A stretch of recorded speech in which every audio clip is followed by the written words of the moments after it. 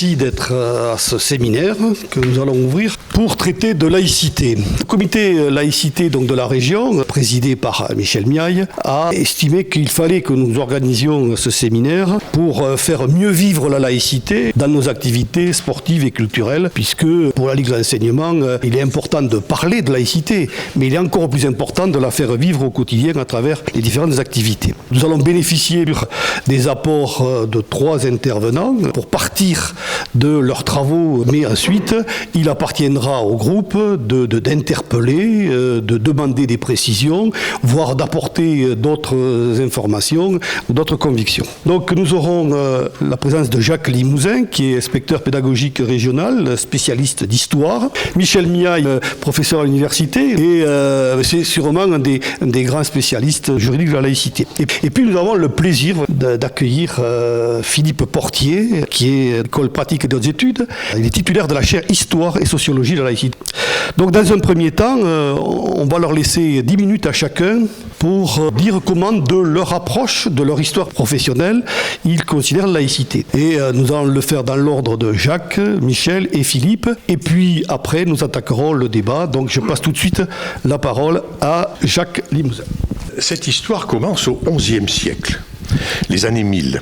Avec ce que l'on appelle la réforme grégorienne. Des clercs catholiques développent alors le grand projet. C'est le projet de l'Église catholique de spiritualiser le monde matériel, c'est-à-dire la société. Ils ouvrent ainsi la porte à l'humanisme, qui est d'abord effectivement chrétien. Parallèlement, l'Église, comme institution, comme structure, veut se dégager de l'emprise des laïcs, et notamment de l'aristocratie. Et elle est amenée à entrer en conflit localement avec cette aristocratie et à revendiquer la direction de la société. L'immense effort semble d'abord triompher, et d'abord du pouvoir civil de l'empereur.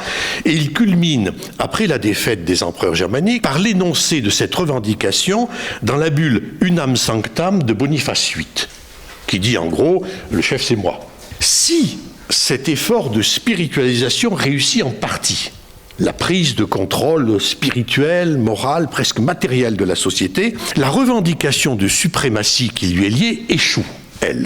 Et elle échoue parce qu'en embuscade apparaissent de nouveaux pouvoirs qui sont ceux des monarchies dynastiques comme la monarchie française. C'est le fameux épisode d'Anniani où Philippe le Bel envoie une troupe attaquer le pape Boniface VIII et la papauté se retrouve en captivité en Avignon sous l'autorité des rois de France. Ça, c'est le premier acte. Deuxième acte, la papauté et l'Église prennent acte de cet échec. Ils s'en rendent compte. Ils essayent par tous les moyens de revenir dessus de temps en temps, mais ils en prennent acte.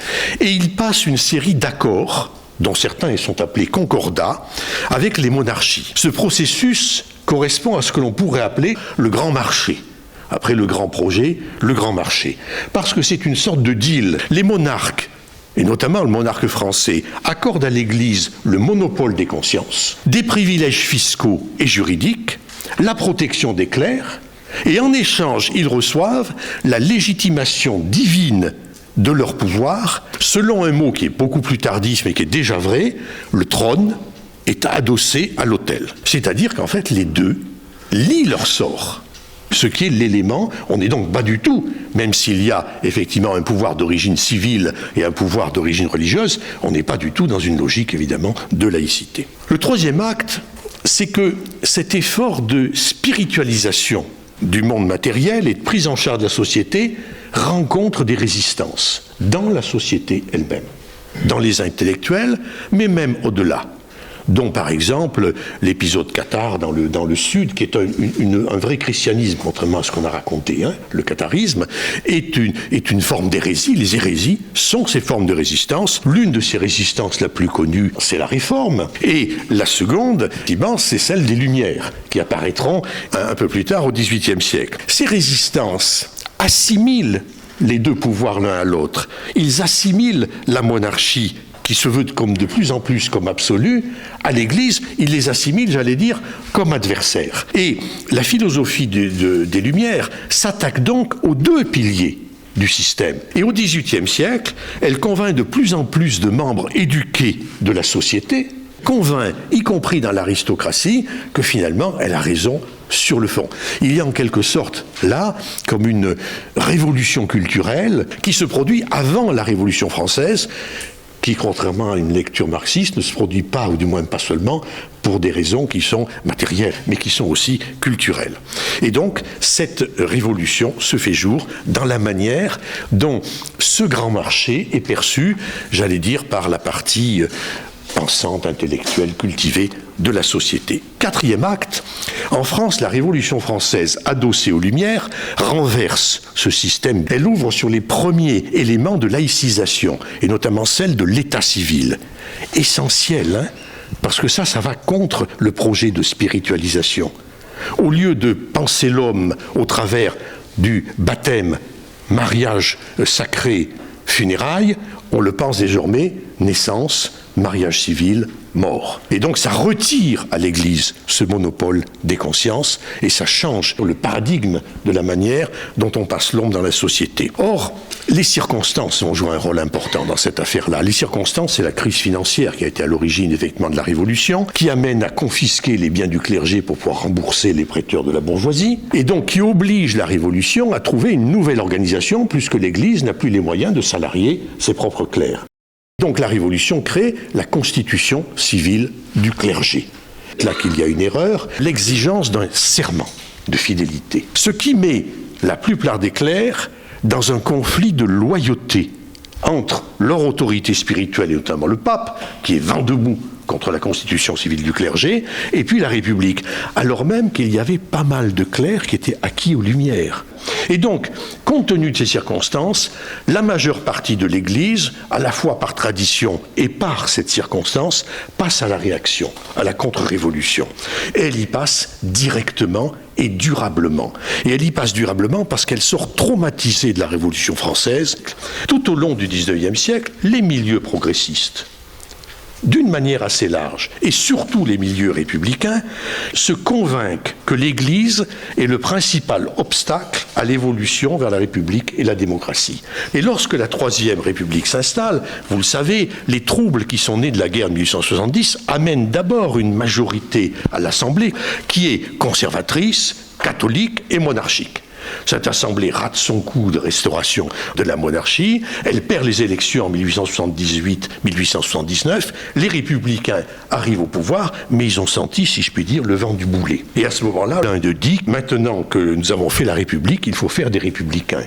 Ils vont mettre en branle tout le mouvement législatif qui vont leur permettre de construire effectivement l'idéal républicain dans l'alliance sociale entre la paysannerie et la bourgeoisie. Ils vont à partir de là entamer une nouvelle laïcisation du pays, les lois scolaires de Jules Ferry, la laïcisation symbolique importante des cloches, des cimetières qui vont avoir lieu.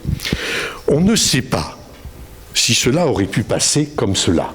Un nouveau pape, Léon XIII, arrive, il essaye de faciliter un accord entre l'Église et la République. L'affaire échoue. D'abord parce qu'il meurt et qu'il est remplacé par un pape tête dure, qui est le pape Pie X. Et puis parce que la République elle-même rencontre des difficultés. Il n'y a pas de régime qui reste un moment au pouvoir sans rencontrer des difficultés. Un triptyque, si vous voulez, Panama, Boulanger, Dreyfus.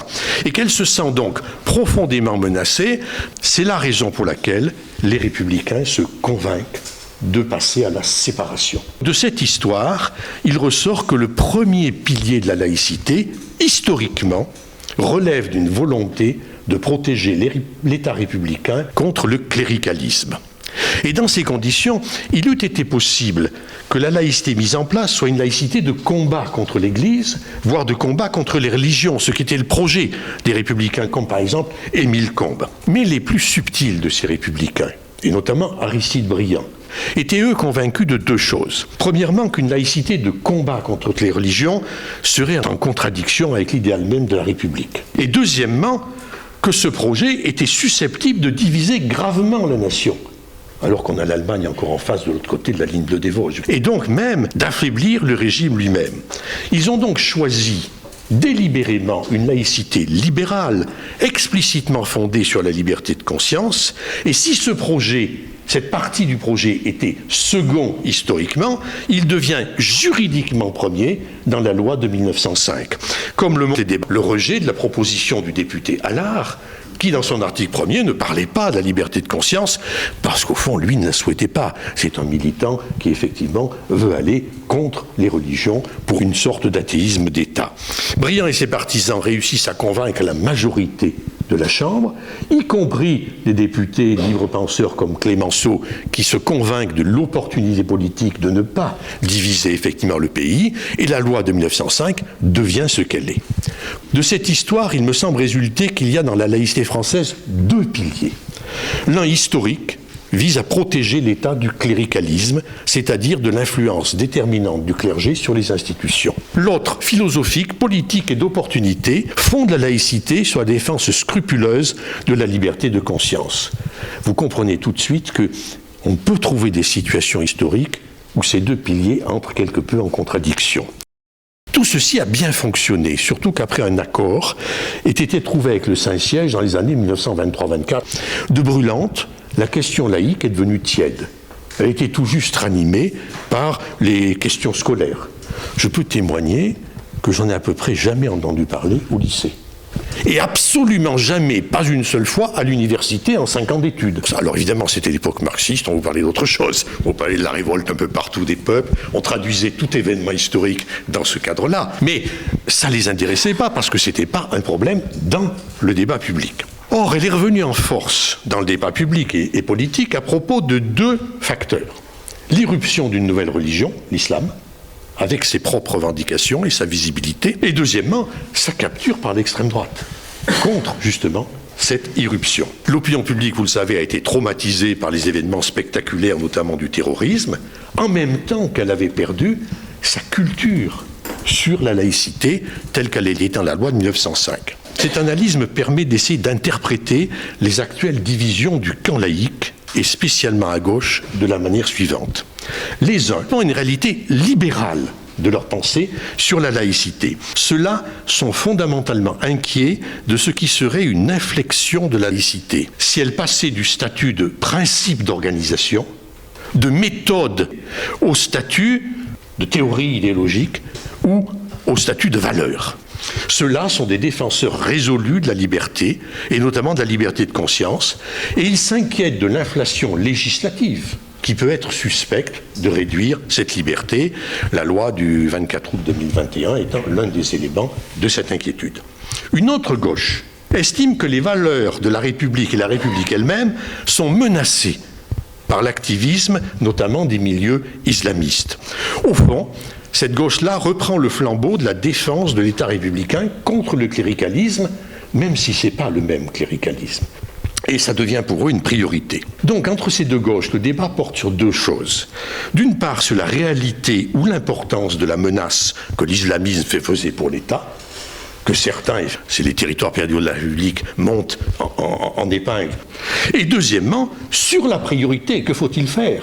Faut-il d'abord défendre les libertés, notamment les libertés de conscience, ou faut-il défendre l'État contre le cléricalisme ? Cette division me paraît grosse de danger, parce qu'elle affaiblit le camp laïque, alors même que la laïcité est mise en cause, discrètement par les libéraux tentés par les modèles anglo-saxons, d'une part, bruyamment par l'extrême droite et une partie de la droite, qui soit la détournent en instrument d'exclusion d'une partie de la population, soit reviennent aux vieilles lunes de la France éternellement catholique.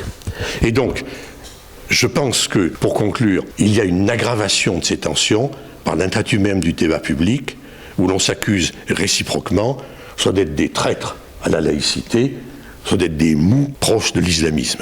Et donc, à mon avis, il y a une situation grave pour l'avenir. La parole à Michel. Et la laïcité, c'est le résultat d'un mode de production. On produit de la laïcité comme on produit d'autres phénomènes sociaux. Et ce mode de production, il a des règles, d'abord de construction, pour s'établir, et puis de fonctionnement. Et si on arrive à comprendre le mode de construction et de fonctionnement de ce système qui va produire la laïcité, je crois qu'on commence à entrer dans une sorte de compréhension des contraintes, des astuces, des difficultés et quelquefois des subtilités de la production de la laïcité et de ce qu'est ce principe. Un mode de production, je vais essayer de vous le représenter comme on représente la production de n'importe quel objet, comme le résultat d'une machine qui produit de la laïcité.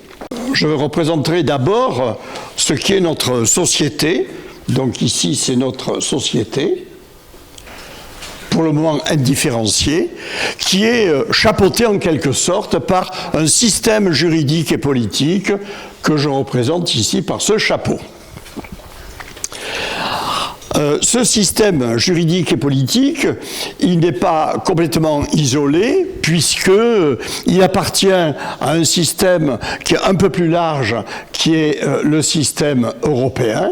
Il y a une conception de la laïcité en Europe et de l'Europe, des institutions européennes, je ne parle pas des pays européens, des institutions européennes, et plus largement, il appartient à un système international qui lui aussi, à travers notamment ce qu'on appelait au départ la Société des Nations et puis l'Organisation des Nations Unies, a produit des normes en matière de laïcité, soit internationale, soit européenne. Ce thème-là, il coiffe d'une certaine manière notre mode de production de la laïcité française. Abandonnons cet espace-là et concentrons-nous sur le toit de cette maison qui est l'État. Alors qu'ici, on est devant la société, qu'on appelle la société civile. Civile, au départ, c'est la société politique. Or, aujourd'hui, la société civile, c'est ce qui s'oppose à la société politique. C'est ce qui est la société non politisée. Mais gardons le mot, tout le monde le comprend. L'État lui-même, il est structuré, pour ça que j'ai pris l'image d'une pyramide ou d'un toit, à partir d'un sommet qui est ici, qui est la Constitution, qui développe les normes fondamentales, à partir desquelles on pourra adopter des lois, à partir desquelles on pourra adopter, on va mettre des normes réglementaires. Les normes réglementaires, c'est à la fois les décrets et les arrêtés. Et puis, en dessous, je mets des pointillés, parce que c'est une production normative un peu particulière, c'est la production par la justice. Donc les normes jurisprudentielles. Quand vous empilez la Constitution, les lois, les normes réglementaires et la justice, vous avez l'essentiel, pas la totalité, mais l'essentiel de ce qu'est pour nous l'État, en tout cas la République. Et la Constitution, les lois, les normes réglementaires et la justice ont leur contribution en matière de laïcité. On verra que la Constitution comprend des articles qui parlent de la laïcité, que les lois viennent nous dire ce qu'est la laïcité, qu'il y a évidemment tous les jours ou presque des décrets et des arrêtés, par exemple le décret du 31 décembre 2021 sur le contrat d'engagement républicain, qui nous parle aussi d'une certaine manière de la laïcité, et puis tous les jours nous avons des tribunaux, soit administratifs, soit judiciaires, qui, devant des problèmes qu'il faut trancher, vont dire quelle interprétation ils donnent de ces normes ici. Donc ce sont des normes qu'il s'agit d'appliquer. Alors en dessous, la société civile.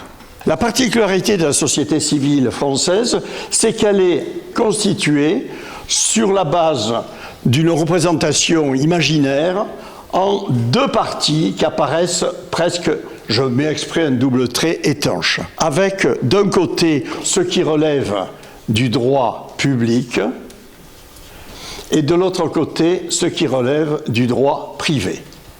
Je fais exprès de représenter de cette manière-là parce que l'opposition entre ce qui est public et ce qui est privé est très forte en France, du fait pas simplement de notre origine romaine, mais parce que l'évolution du système politique français s'est réalisée sous l'angle de cette dualité, ce qui n'est pas le cas de pays comme l'Angleterre, la Grande-Bretagne, disons, et même de certains pays comme l'Allemagne, où la distinction entre le public et le privé est beaucoup moins forte. Pour nous, nous sommes rattachés à cette idée que le droit public traite de la société vue sous l'angle du pouvoir et de l'autorité de l'État, le droit privé traite de la société vue sous l'angle des individus et de leur activité. En droit public, on peut faire une distinction entre les organisations et les personnes. Idem ici. Organisation en droit privé et les personnes. Et vous allez voir qu'elles sont inégalement concernées par la question de la laïcité. Si je prends les organisations, vous les connaissez tous, c'est les services publics et les établissements publics, grosso modo, qui représentent la structure fondamentale. Quand vous prenez la Poste, la SNCF, les différentes organisations de services, ce sont des organisations publiques, auxquelles je rajoute les collectivités publiques. Alors, les collectivités publiques, en réalité, il faudrait les mettre dans les personnes, parce que c'est une personne. La commune, le département, la région est une personne. Elles sont affectées par la règle de la laïcité dans leur création et leur fonctionnement. Mais dans les personnes, je voudrais ajouter, évidemment, les fonctionnaires et, au sens large, les agents publics. Du fait de cette organisation dichotomique, en France, on insiste sur le fait que quand on est ici, on n'est pas comme quand on est là, si j'ose dire. Ça paraît bête, mais c'est quelque chose qui étonne un Anglais. Il ne voit pas pourquoi l'État ne fonctionnerait pas comme une entreprise commerciale. Qu'est-ce qui s'opposerait à ce qu'une commune fonctionne comme une association ? Pour nous, c'est évident que quand on est ici, on a des règles spécifiques. Et le droit de la fin du XIXe siècle en droit administratif s'est bâti sur cette idée qu'il n'y a pas de similitude entre les modes d'organisation, les pouvoirs, les capacités d'agir de ce côté-ci et de ce côté-là. Et on comprend bien qu'ici, on est du côté de la laïcité. À la fois les organismes, à la fois les personnes qui les servent sont obligatoirement laïques, c'est-à-dire en retrait par rapport aux droits qu'elles ont en tant que citoyens de la République. De ce côté, ici, dans les organisations, bon, alors il y a différentes choses, hein. Il y a par exemple les associations, il y a les sociétés commerciales. C'est organisé d'une toute autre manière avec le droit du travail, le droit commercial, le droit des finances privées, etc. Les personnes, c'est les individus à titre privé, soit, alors je les répète, les individus regroupés, les associations. Là, ils sont soumis ici à la laïcité d'une toute autre manière.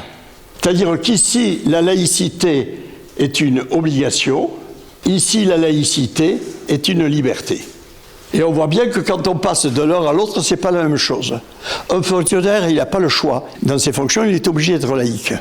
Si vous êtes ici du côté de la société civile, vous êtes laïque, si vous le voulez, mais vous être croyant, manifestant votre foi de toutes les manières. Si vous êtes ici dans un service public, vous ne pouvez pas afficher ni un crucifix, ni une image de la Sainte Vierge. Chez vous, ou dans votre association, ou dans votre commerce, vous affichez toutes les images pieuses que vous voulez. Si je montre l'intérêt ici de l'approche du droit, c'est que justement, par rapport à ce que Jacques nous a bien signalé, c'est-à-dire l'univers qui est en train de craquer, de se modifier avec des tensions fortes, la construction juridique peut apparaître comme une sorte de garde-fou, ou en tout cas de réducteur de tension. Ceci étant, j'en termine par là, bien évidemment que c'est comme dans tous les systèmes de production. Vous connaissez les machines, il y a toujours un endroit un peu faible, il y a toujours un endroit où ça craque un peu, il y a toujours un endroit où ça tire. C'est le cas ici. Certes, la Constitution reconnaît le principe de laïcité comme fondateur de la République, mais elle ne donne pas de définition. Certes, la loi de 1905 nous donne l'essentiel, mais elle ne dit pas tout. Certes, la justice tranche, mais la justice, elle tranche cas par cas, et en fonction de ce qu'elle croit le plus compatible avec un état de la société. Si je sais ce que dit le Conseil d'État aujourd'hui sur les crèches, c'est peut-être pas la même chose qui sera dite demain. Et c'est normal. Alors un certain nombre de gens disent « Oh, les juristes, on ne sait plus, ils disent tout ». C'est pas vrai. Ils disent en fonction de l'évolution. Et c'est normal qu'aujourd'hui, on ne traite pas les questions comme en 1920 ou en 1944. Ou 1943 surtout. Bon. Donc, on voit bien qu'il y a des points sur les services publics et les établissements publics. Ça a changé aussi. Et puis, il y a des établissements publics, par exemple, industriels et commerciaux. Et là, ils ont une structure publique, mais un fonctionnement privé. Alors, comment on va faire? le personnel, il était non pas avec un statut de fonctionnaire, mais avec un statut d'individus qui sont des agents commerciaux ou des agents du droit du travail. Alors comment on fait pour respecter la liberté que donne le Code du travail quand on introduit ici là-dedans? C'est un élément supplémentaire de difficulté. Donc on voit bien que ce système-là, comme tous les systèmes anciens machinés qu'on a construites, comme tous les systèmes, a des points de faiblesse, voire des points de rupture. Et c'est pour ça qu'il est intéressant de voir où ça commence à craquer. Et donc, il me semble que le rôle pour nous de la Ligue, c'est d'indiquer ces points de rupture possibles, ces points où c'est en train de craquer, et d'en mesurer la portée, et d'être vigilant pour que la Chine, parce que je crois à la République, continue de fonctionner. Philippe, à toi de terminer ce premier tour de table. Je vais donc essayer de vous dire comment un politiste, un spécialiste de sciences politiques approche ce type de phénomène. La science politique vise à analyser le pouvoir qui, en s'appuyant sur le monopole de la contrainte légitime, la possibilité de sanctionner les fauteurs de troubles, produit des injonctions applicables à l'ensemble de la société. Ayant dit cela, la science politique s'intéresse à plusieurs points essentiels pour passer de cette définition générale à des points d'application plus particuliers. On la voit s'intéresser d'abord aux grands référentiels de la société. Nous vivons les uns et les autres dans un univers qui est marqué par un imaginaire partagé. Et du coup, les politistes s'intéressent pour beaucoup à ce grand référentiel en essayant de déterminer les principes d'intelligence du social à partir duquel nous construisons notre vivre ensemble. Si nous sommes dans une société libérale, cette société est-elle organisée suivant les principes du libéralisme économique ou suivant les principes de la social-démocratie? Dans cette société, la gestion du religieux est-elle marquée par un modèle séparatiste ou au contraire par un modèle de reconnaissance des cultes? Deuxième élément, ce qui caractérise une société politique, c'est aussi la conflictualité. Les sociétés sont traversées par des disputes, par des clivages, par des ruptures qui déterminent aussi notre vivre ensemble. De nombreux groupes coexistent dans les sociétés. Beaucoup aujourd'hui se retrouvent dans le libéralisme politique, mais de plus en plus, nos sociétés sont travaillées par des tentations autoritaires. Et puis enfin, troisième élément, la science politique s'intéresse au changement. La conflictualité suppose que la société, à un moment donné, voit triompher tel groupe qui n'acceptait pas le référentiel antérieur et qui tente de reconstruire un nouvel imaginaire accompagné de nouvelles institutions. La science politique étudie ces modèles de résistance à l'existant, ces modèles de transformation de l'existant, et tente parallèlement de comprendre comment les élites répondent à ces demandes sociales. Alors je viens de décrire, vous le voyez en 3 points, ce sur quoi les politistes s'interrogent. Nous avons dans la société des injonctions socialement légitimes. Sur quel type d'imaginaire reposent ces injonctions? Comment elles peuvent être contestées?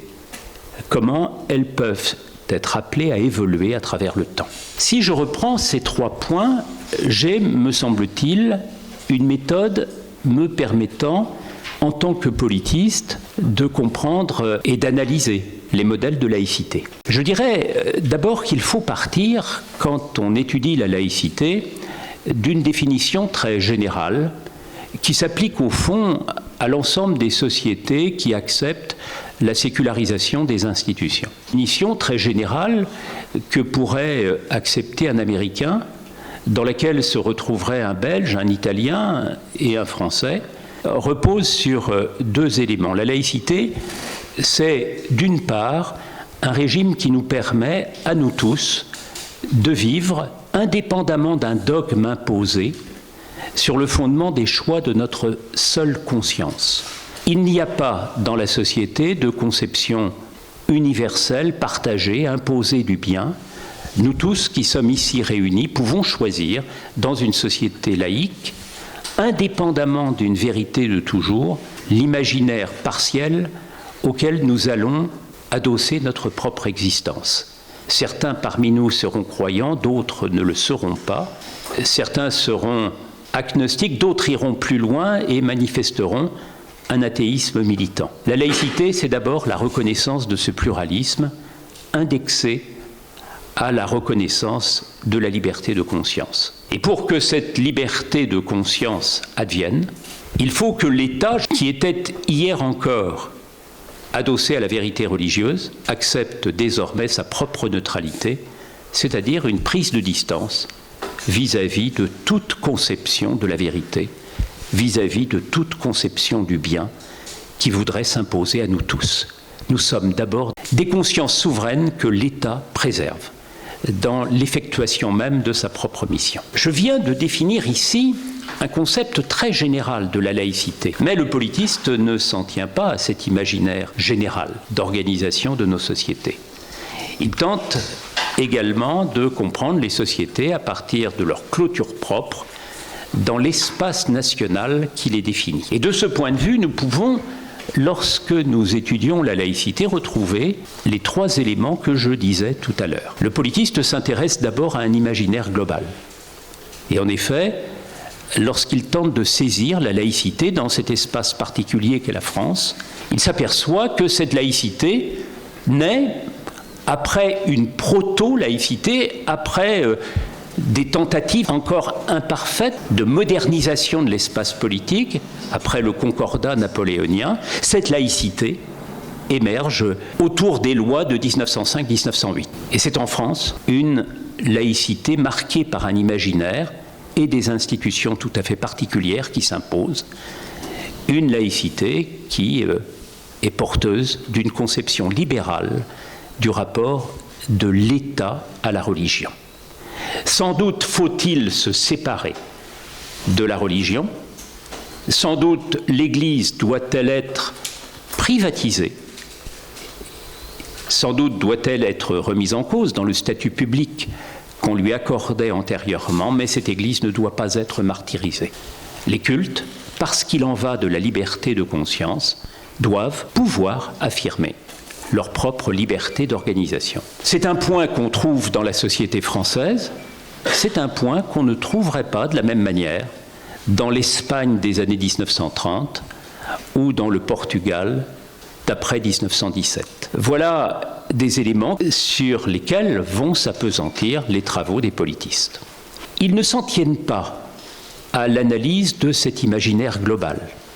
Ils repèrent bien sûr que notre laïcité est constituée à partir de cet imaginaire et des institutions qui en dépendent.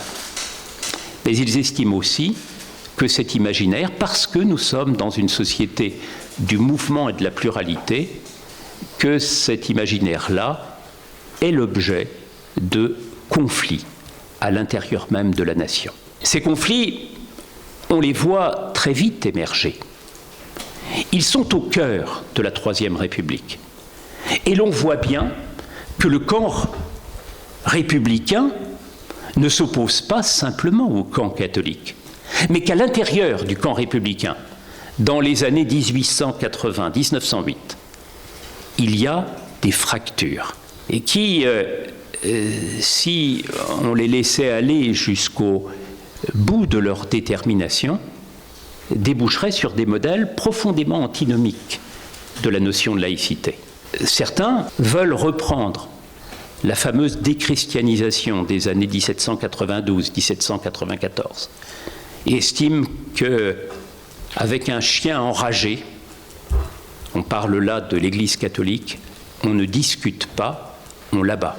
Et puis vous avez Jaurès, Briand, qui prennent la parole à partir de 1904-1905 et qui disent que, précisément parce qu'il en va de la liberté de conscience, il faut que la laïcité française, tout en se séparant de l'Église, accepte un modèle libéral. Et c'est finalement la conception libérale qui va l'emporter, comme l'indique l'article 1er de la loi 1905. La République se place au service de la liberté de conscience. Conflit donc entre les républicains, conflit aussi entre les républicains et les catholiques. La guerre des deux France va se prolonger jusque dans les années 1940. L'Église, à partir de 1945, entre dans le cadre de la laïcité, tout en estimant que les législations morales en particulier, sociales souvent, économiques parfois, ne doivent pas échapper au regard de l'Église. Mais le cadre laïque est là, il est accepté par l'Église à partir du moment où la laïcité est une laïcité libérale. Dans les années antérieures, l'Église est dans une position qui résiste à la laïcité. Son modèle est alors le modèle de l'État catholique. Un État qui défendrait une seule vérité, qui serait la vérité religieuse. Et c'est ce qui explique pourquoi la laïcité des années 1940-1980 est une laïcité d'évidence. Parce que ces deux France, qui s'opposaient encore en 1905 jusqu'en 1944, parce que ces deux France, alors, se réconcilient sur le fondement de l'acceptation d'une laïcité neutralité.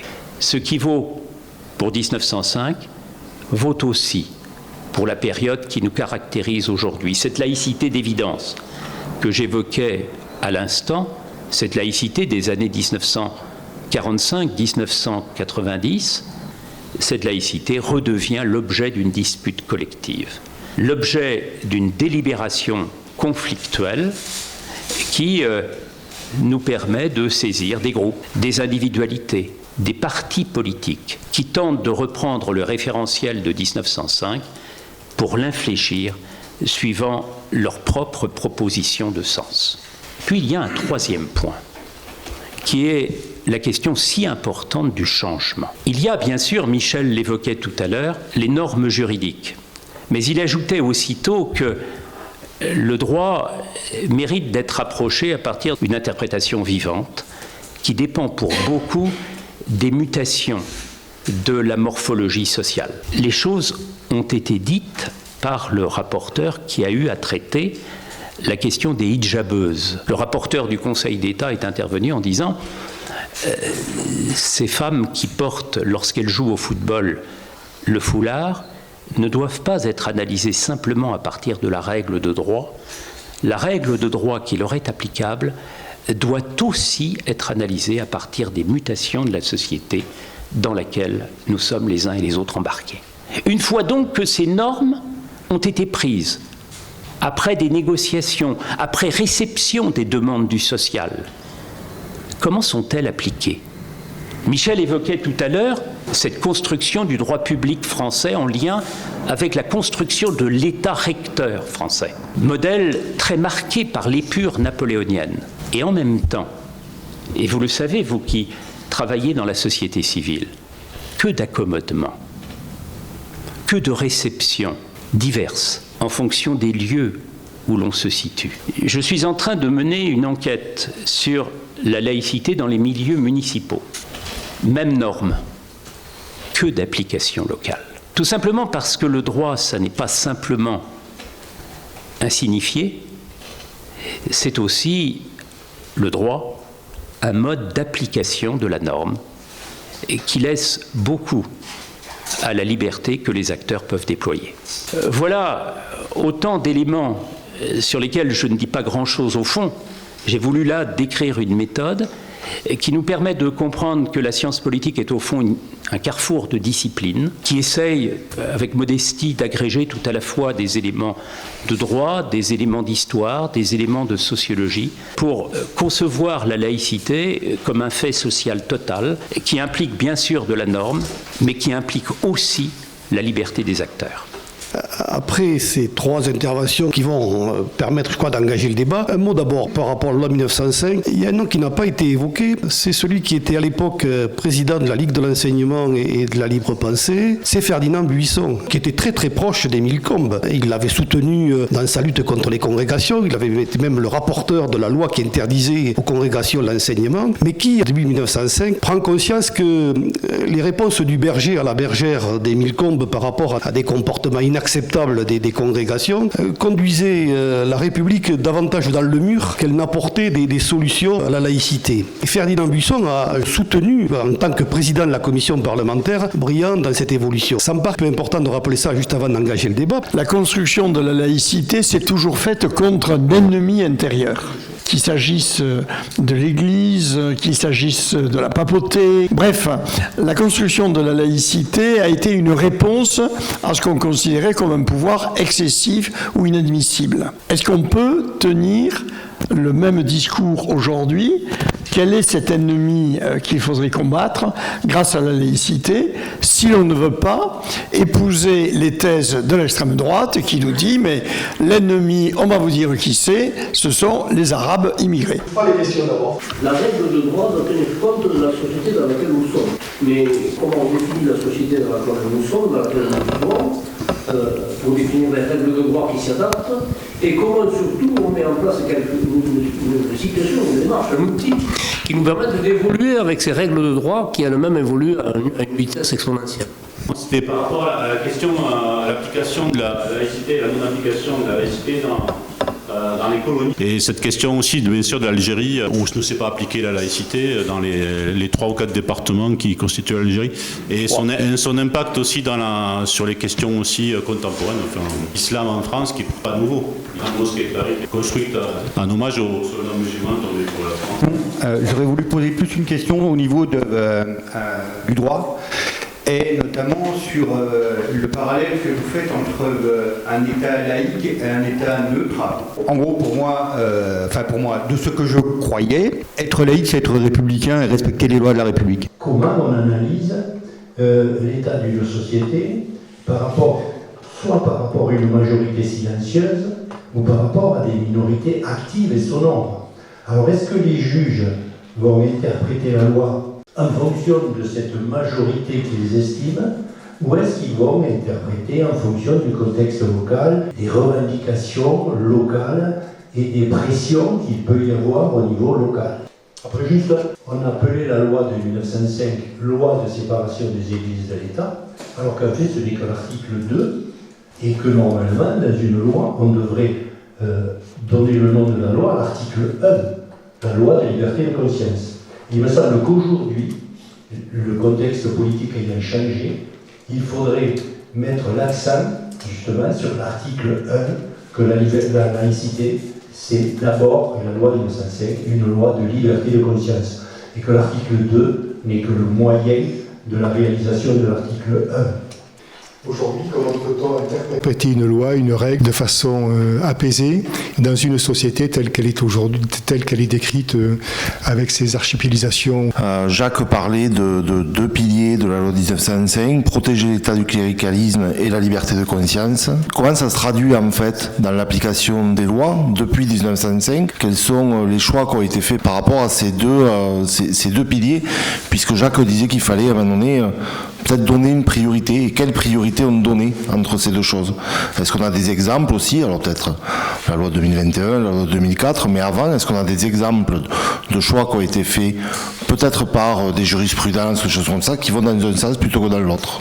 Comprendre bien la distinction entre laïcité et neutralité, qui sont en gros aujourd'hui devenus des synonymes, alors qu'ils ne le sont absolument pas, parce que la laïcité c'est une liberté, c'est pas la neutralité. Après, l'important, l'essentiel, c'est l'article 1. Encore faut-il qu'on le lise et qu'on le comprenne. Premièrement, la République assure la liberté de conscience, pas se met au service. On écrit dans la loi que c'est la République, c'est-à-dire la puissance publique, qui l'assure. Et après, il y a la deuxième phrase de cet article, elle, toujours la République, garantit le libre exercice des cultes, sauf que là, il n'y a pas de point. Sous les seules restrictions édictées ci-après dans l'intérêt de l'ordre public. Et ensuite, effectivement, l'article 2, mais tous les suivants, sont en train de poser des restrictions.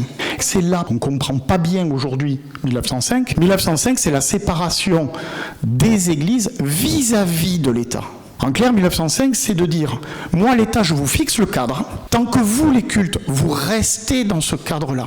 Je vous garantis le libre fonctionnement, mais si vous sortez du cadre, je vous fume.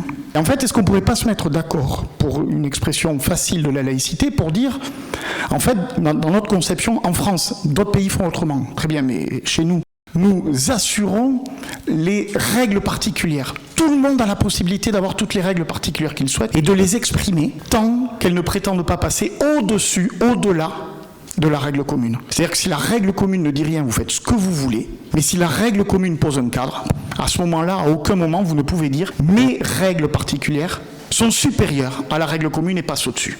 Peut-être qu'avec cette articulation entre les règles particulières parfaitement légitime et la règle commune, qui à aucun moment ne peut s'effacer devant les règles particulières de quiconque, quelque individu, quelque groupe que ce soit, peut-être que là, déjà, on y verrait un petit peu plus clair. On revient vers vous en tribune. Deux remarques. Question de la mosquée de Paris, 1926, inaugurée en présence du président de la République Gaston Doumergue. Il s'agit d'honorer ces formulations officielles, les soldats musulmans morts pour la France. Dans la réalité, 1926, on est très près de l'exposition coloniale, c'est aussi la mise en scène de la France comme puissance musulmane, si je puis dire, c'est-à-dire de la mise en scène de la colonisation. C'est en lien, si vous voulez, à l'autre question, l'application de la loi de 1905 ou non dans les colonies et de son interprétation. Il y a deux éléments d'interprétation. On l'avait déjà vu au moment des congrégations. Parmi les congrégations qui ne sont pas supprimées, celles qui interviennent dans les colonies, et notamment les congrégations d'enseignement. Par définition, le génie de la République, et c'est un génie normal de toutes les sociétés.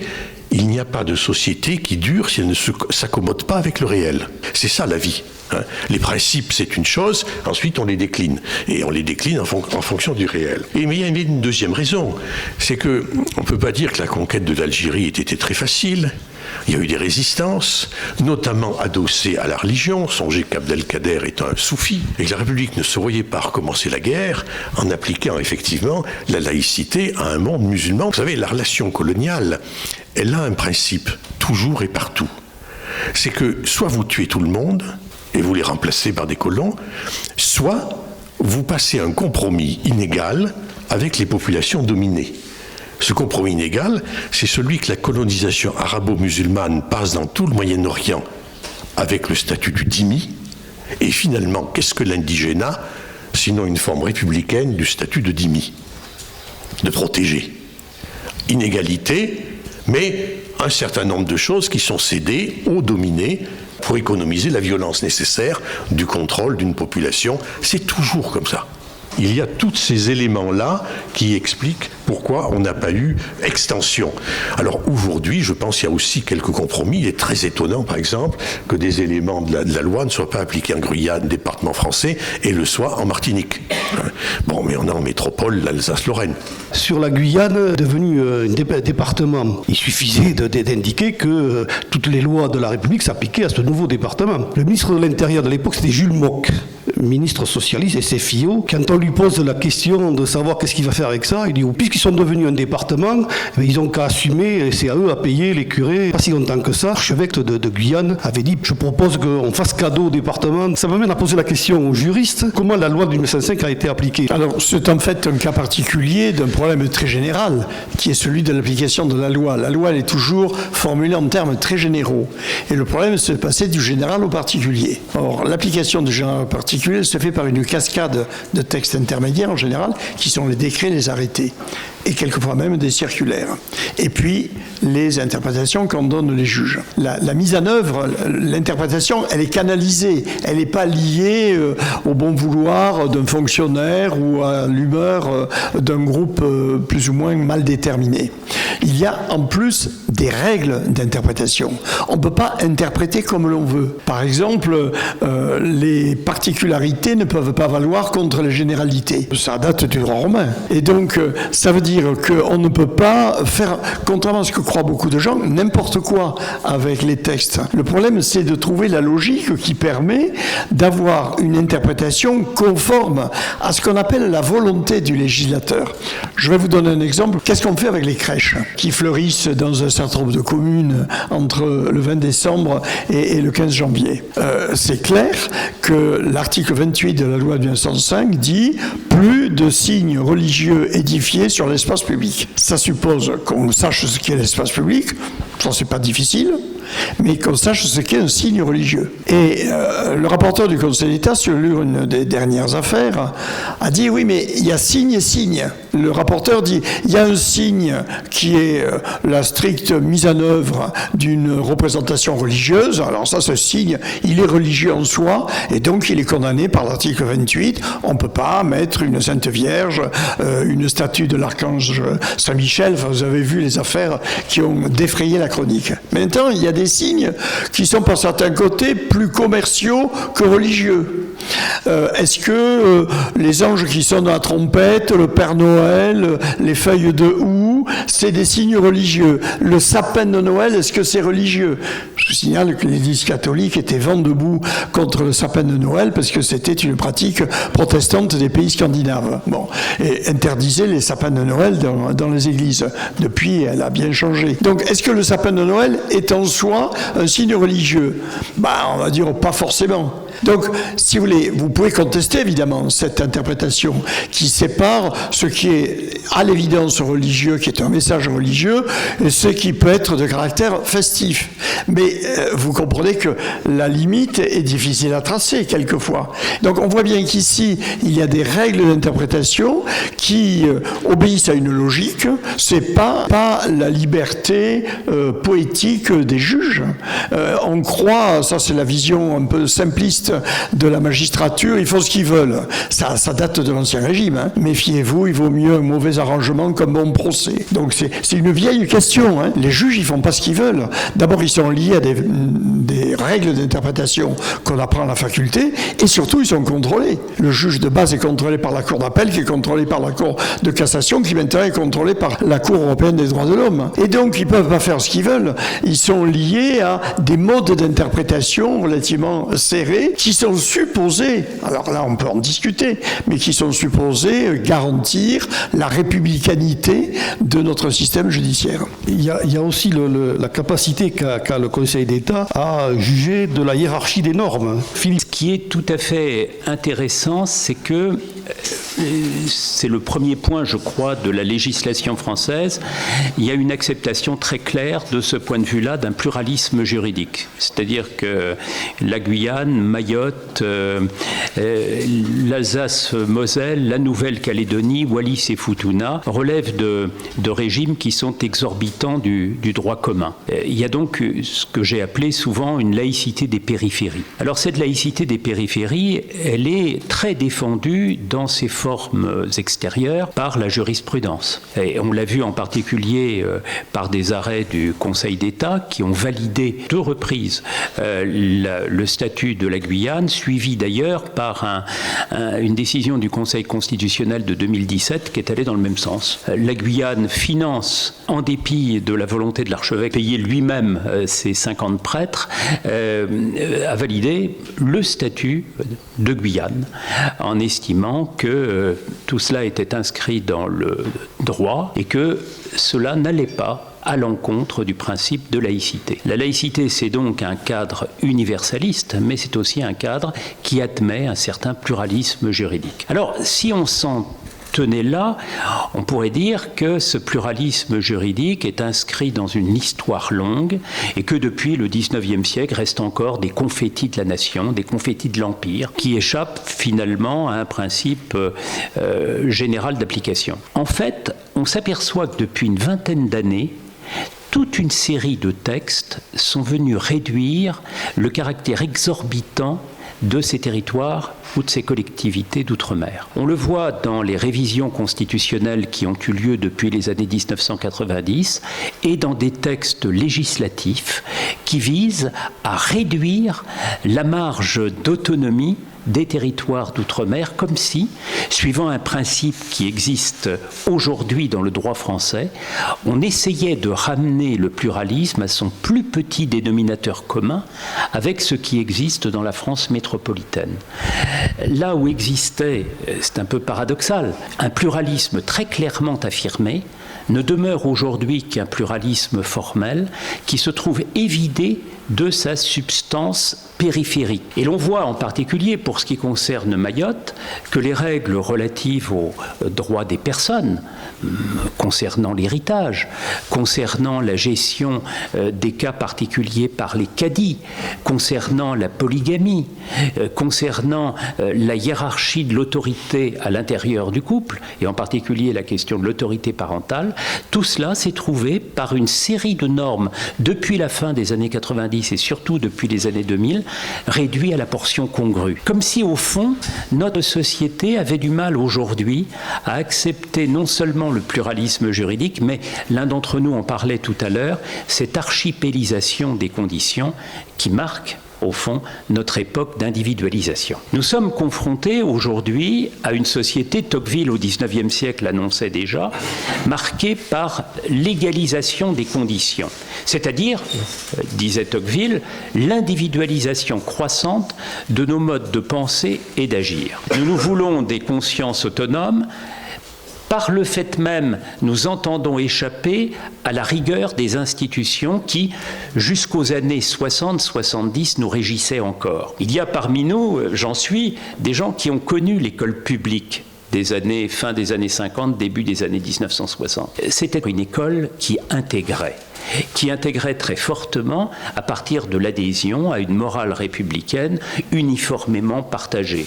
Chacun d'entre nous a ce souvenir des cours d'instruction morale qui ouvraient 2 ou 3 reprises dans la semaine l'enseignement de la journée. C'était l'indication précisément qu'un enfant républicain n'était pas une conscience purement subjective, qu'il appartenait à une nation qui portait un récit moral partagé. Il se trouve que ce modèle-là a profondément évolué à partir des années 1970 et l'on entre là, à partir des années 1970, dans ce qu'on pourrait appeler une deuxième figure de la modernité. La première figure de la modernité reprend les traits de la civilisation catholique, avec une institution, l'État, qui impose sa norme en s'appuyant sur des fonctionnaires qui peuvent être considérés comme un nouveau clergé à l'ensemble de la société de manière disciplinaire. À partir des années 1970-1980, on se distancie, et c'est souvent d'ailleurs un des problèmes d'organisation comme la Ligue, des grandes institutions qui nous structuraient hier encore, pour vouloir par nous-mêmes construire notre propre récit de vie, indépendamment des disciplines que nous imposaient les sociétés de la première modernité. Cette deuxième modernité, elle pose un problème.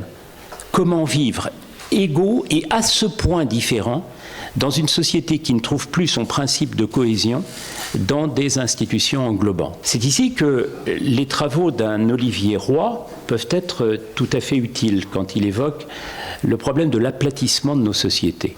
Nos sociétés s'aplatissent précisément parce qu'elles nous réduisent à un corps d'individus archipélisés. La société devenant une coexistence, une juxtaposition d'individualités qui se veulent séparer les unes des autres. Pensez à la crise que connaissent des associations sur le terrain du militantisme, comme les syndicats, comme les partis politiques, et même comme les mouvements d'éducation populaire, avec cette idée précisément qu'il est difficile de rassembler les individus autour d'un essentiel partagé. Comment faire pour vivre à ce point séparés, juxtaposés, archipélisés? 2 solutions sont possibles. Il y a d'une part la solution qui consiste à dire on peut se satisfaire d'une juxtaposition des existences et considérer que c'est à partir de nos libertés non rassemblées qu'on peut faire société. Alors, nous pouvons nous réunir de manière intermittente sur tel ou tel projet, mais sans vouloir réellement créer du commun entre nous. Il y avait dans la philosophie, jusqu'à ces dernières années, un auteur qui s'appelle Augien, qui défendait de manière libertarienne ce discours-là, en disant « mais finalement, c'est très beau une société dans laquelle chacun se comporte comme il le veut, se rassemblant avec l'autre que sur des causes partielles, mais repartant, une fois que la cause est épuisée, vers son propre horizon de sens. » Olivier Roy nous dit, mais très souvent les sociétés ne fonctionnent plus comme ça. Elles ne fonctionnent pas réellement sur le mode d'une archipélisation acceptée. Ce qui se passe à côté de cette solution libertarienne souhaitée par Ogien, c'est aujourd'hui une société normative ou une solution normative qui s'impose, avec cette idée qu'une norme posée par l'État, porteuse de valeurs, valant pour tous, doit s'appliquer par le droit à chacun d'entre nous. Et on rejoint ce que je vous disais à l'instant à propos de Mayotte, de la Nouvelle-Calédonie, de la Guyane et surtout de l'Alsace-Moselle. Un pluralisme qui se réduit chaque jour davantage parce que l'État central impose à chacun d'entre nous, à chacun de nos territoires, des valeurs partagées. Une norme venue de l'État, avec la difficulté d'accepter cette norme dans une société archipélisée. Le problème, c'est que parce que nous sommes nous-mêmes très individualisés, très marqués par le désir de construire nous-mêmes notre propre récit de vie, à la fois nous considérons que c'est nécessaire qu'il y ait du commun, et en même temps penser à vous-même.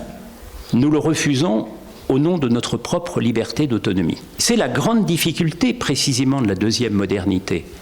À la fois nous sommes très individualisés, nous attendons de la norme que nous avons du mal à accepter. Alors comment résoudre ce problème ? Quels sont les protocoles, quelles sont les procédures qui pourraient nous permettre de créer du commun indépendamment de la norme que l'État d'en haut souhaite nous imposer en suscitant notre propre résistance. Voilà des questions qui sont très importantes en philosophie politique et que nous pourrons aborder cet après-midi parce que c'est une question centrale à la fois en tant que citoyen mais aussi en tant que militant d'organisation. Je terminerai par un dernier point, la question du rapport entre la République et puis les corps intermédiaires. Il y a dans l'article 1er, en effet, une mention qui est très importante. La liberté de culte, oui, sous réserve des restrictions imposées par l'ordre public. Alors, il se trouve que j'ai participé à un débat avec un professeur catholique de l'université de Georgetown, aux États-Unis, très conservateur. Et alors, un professeur de très haut vol disait, mais finalement, cette loi de 1905, elle nous pose un sacré problème à nous catholiques. Elle impose un ordre public défini par l'État à une institution, l'Église, qui ne répond pas à la norme étatique, mais qui trouve son principe d'institution à un niveau supérieur qui est la loi divine. Ma réponse a été de dire que nous ne sommes plus dans une situation anté-moderne, que précisément ce que nous apporte la modernité, c'est de rompre avec la supériorité de la loi divine sur la loi de l'homme, et que cette loi divine, lorsqu'elle est médiatisée par une Église, se trouve toujours subordonnée à la loi de l'État qui s'exprime à travers de catégories juridiques comme celle précisément très laïque et séculière de l'ordre public. Alors on pourrait considérer que l'ordre public est ce qui nous limite dans notre liberté. C'est sans doute ce qui nous limite dans notre liberté, mais en même temps ce qui nous permet aussi d'échapper à l'emprise qu'une dogmatique religieuse pourrait avoir sur notre vivre ensemble. Deux discours. Moi j'ai été très étonné de voir qu'un professeur américain de très haut vol défendait aujourd'hui encore une position à ce point anti-laïque. Mais on trouve cela aujourd'hui dans l'Église. Il y a manifestement une restauration de ce point de vue-là. Vous liriez l'article, il est paru dans la revue Communio, qui est sous-titrée Revue catholique internationale. C'est une revue qui a été créée par le cardinal Ratzinger. Et vous verrez, c'est le dernier numéro, il est accessible en ligne, le discours qui est de très haut vol, mais qui refuse absolument notre façon d'envisager les choses, fondée sur la supériorité de la loi de l'État par rapport aux lois ou aux normes des institutions intermédiaires. Là, c'est l'inverse. La loi de Dieu l'emporte sur l'ordre public affirmé par l'État. La question est, me semble-t-il, tout à fait significative d'un débat qui a existé avec Pie-X, on en parlait tout à l'heure, qui continue d'exister aujourd'hui, comme si les deux matrices qui se sont opposées au XIXe siècle perduraient encore à travers le temps. C'est très intéressant de lire l'argumentaire théorique de Daesh, publié juste après les attentats de novembre 2015, qui disent exactement la même chose sous des formes différentes. Je ne fais pas l'injure à ce professeur de l'imaginer en train de massacrer, couper les têtes, bien sûr. Mais dans ce que dit Daesh, qui exprime une conception musulmane de la transcendance de la même manière, la démocratie est impossible parce que c'est se substituer à Dieu puisqu'on fait la loi. Philippe Portier a parlé d'anti-laïcité, c'est de ça, effectivement, fondamentalement qu'il s'agit, et c'est des anti-laïcités absolument radicales. Ce qui me permet de rebondir sur la question de Michel tout à l'heure, à propos, y a-t-il des ennemis comme jadis? Il y a toujours, dans cette définition d'ennemis, des opportunités politiques pour tel ou tel, des peurs, effectivement, pour d'autres, et des réalités. Je crois qu'il faudrait que nous nous entendions sur ce que nous disons les uns les autres quand nous parlons de cléricalisme et de clerc. Il y a une acception limitée de la notion de clerc qui fait penser qu'il n'y en a, en gros, que dans les églises constituées, de type catholique, voire chiite. Et que, par exemple, le prêtre catholique est vraiment un clerc parce qu'il est faiseur de sacré. Dans une autre acception plus générale et plus politique de la notion de clerc, le prêtre catholique, il est diseur de sacré quand il reçoit en confession et quand il prêche.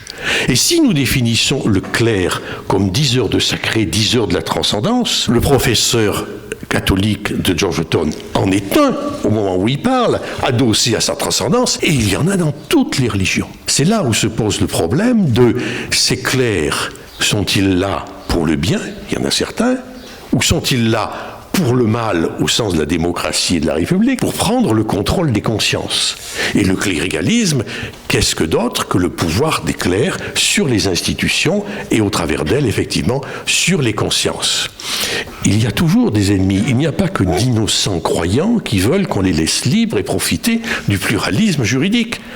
J'étais dans un lycée il y a peu de temps où le proviseur, il me racontait l'histoire suivante. Les jeunes filles dans l'établissement enlèvent le voile en entrant, elles le remettent en sortant, parfois elles essayent de gagner 3 ou 4 mètres effectivement à l'entrée, mais enfin bref, tout ceci est géré. On les emmène dans une sortie scolaire à l'intérieur de la ville de Nîmes.